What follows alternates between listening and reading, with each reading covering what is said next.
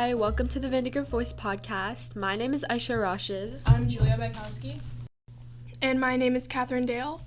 So today we are going to be talking about our experiences living out of Texas and how that has shaped our perspectives.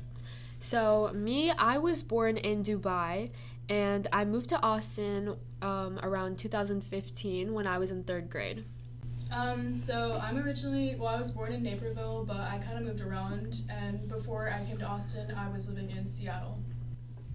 I'm originally from Toronto, Canada, and I moved around a little bit, but I came to Austin towards the end of 2021 before I started high school. Okay, so firstly, I think one big thing that I noticed when I moved to America was how friendly the people were.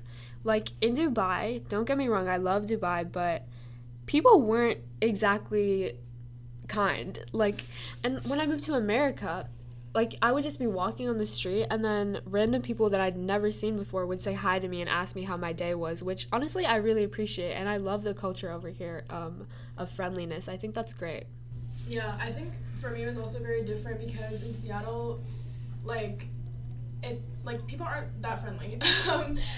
They won't smile at you, they won't really say anything to you. And I lived in Seattle for 7 years, and I never knew my neighbors. But when I came here, my neighbors were really friendly, and even though I didn't know them, they still waved and said hi to me, which was really nice. I lived in the same house for 9 years, and I didn't know my neighbors. I only knew that my one neighbor's son was a member of some sort of rock band, or he wanted to be a rock star or something, because he would play, I kid you not, drums at 1 a.m. full volume, and I was like, no, I'm trying to sleep, stop it. I went to school with one of my neighbors and didn't know their name. I think, there's just a lot that's different about Austin in terms of, loudness, I guess. I don't know. When I lived in Seattle, people really weren't, they weren't loud at all. They wouldn't be talking. And maybe that's just because I didn't live in an area with a lot of high schoolers. But Steiner Ranch has a lot of high schoolers, and I will hear people dropping their friends off at 1 a.m. with, Drake blasting in their car. I'm like, that's not what I want to hear at 1 a.m. It's me. I also had a crazy neighbor.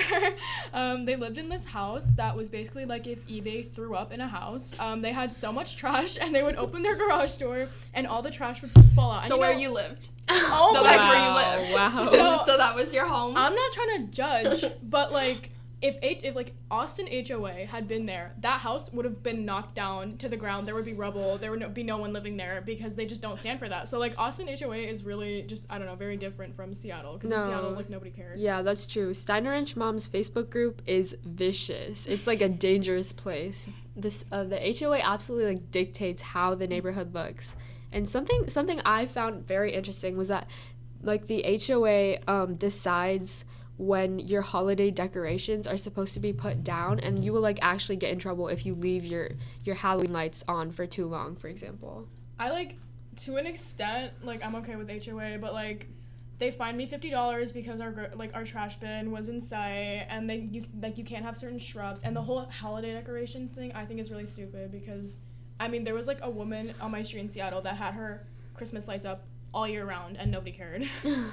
Yeah, the HOA is it gives fascism, totalitarian rule, because they fine everybody. They fined me because we had mold, apparently, growing in the stones on our house. I don't know if we had mold, but it wasn't moldy. Also, my gardener, he quit because he would stay in his car. No, he would stay in his truck while he was supposed to be mowing the grass. I don't know. It's part of the rent. He was supposed to mow the grass, and he would stay in his car on his phone. This is so off topic, but he'd stay in his car on his phone. That's interesting. I think just were you going to say something? Okay, well, going to back to the point of holiday decorations, I had a little interesting encounter with my neighbor. The first year that I moved here on Halloween, my neighbor knocked on our door, and then she tried telling us what Halloween was. Because since I was moving from outside of the U.S., people literally treated me like an alien. They assumed that I didn't have any perception of what the U.S. was like or knew about the holidays. And Halloween is a pretty much, I mean, Dubai specifically, it's very international and it's very diverse. So they celebrate like basically all holidays. So yeah, my neighbor, she brought me like a truckload of Halloween decorations and told us what it was about. And she was like, "Oh, you should hang this up." And I was like, "Yeah, I know what Halloween is." I feel like sometimes people in Austin, like, they're too nice for their own good. Like, they don't realize it. Or maybe it's just, like, it's just ignorance of, like, I don't know. They just think that nobody outside of Texas knows how Texas work. I'm sorry, but Buc-ee's is not that special. Like, I understand. Okay, yeah, I don't get it. I do not. Hook 'em, gig 'em, sick 'em. Yeah, I really don't understand the hype about Buc-ee's. Like, it's just a gas. It's For like, real. what is it? The I don't even bathrooms are understand. nice. I've only stopped there to go pee. Literally, that's It it. gives me like the ick because like the tiles are brown. I don't know. It's just like brown.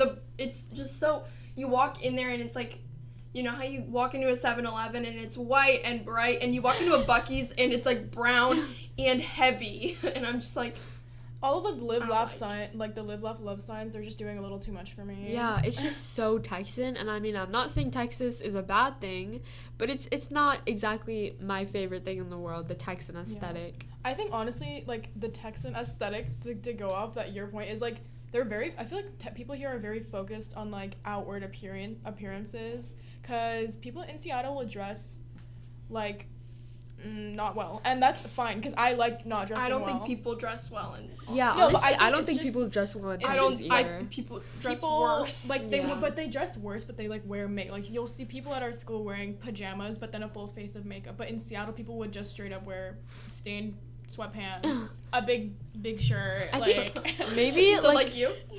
whoa.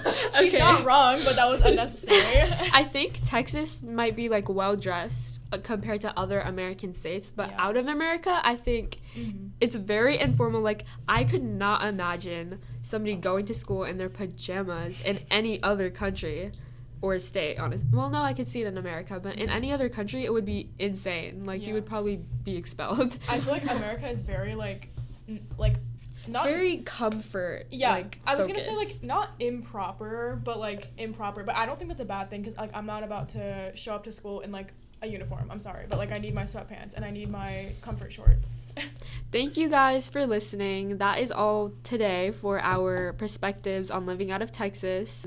Make sure to check out more content on vandergriftvoice.com and on our Instagram, Twitter, and TikTok. The handle is VHS Student Media.